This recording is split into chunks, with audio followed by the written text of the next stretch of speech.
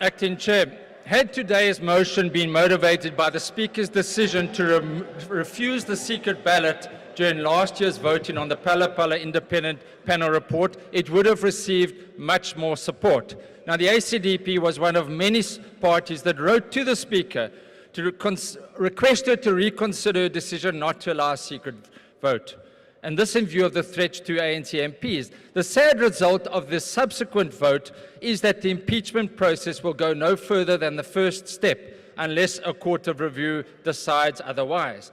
Now, the motion before us seeks to remove the Speaker on the basis of decisions taken following events which unfolded at Sona.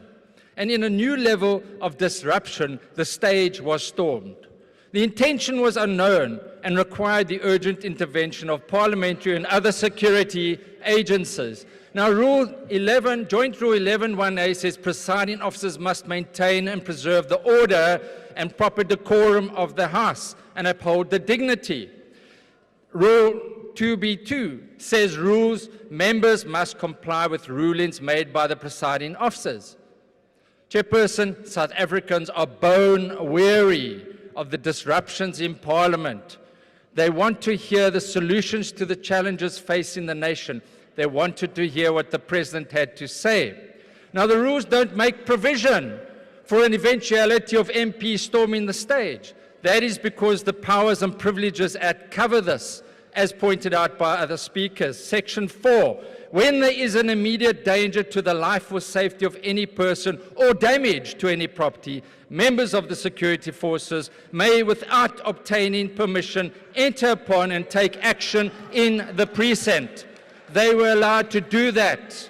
And the Constitutional Court upheld this when they said plainly the hurried entry by members of the security services in terms of this section without sanction from the Speaker is meant to avert harm to whoever may be at risk. Now, this is crucial. The court also said, surely the privilege contained in this section can never go so far as to give members a license to disrupt the proceedings of Parliament, that it may be hamstrung and incapacitated from conducting its business. And that is the situation we faced with on that day. And the ACDP agrees and will not support this motion. And Honourable Malema, I say this with the greatest love and respect, sir.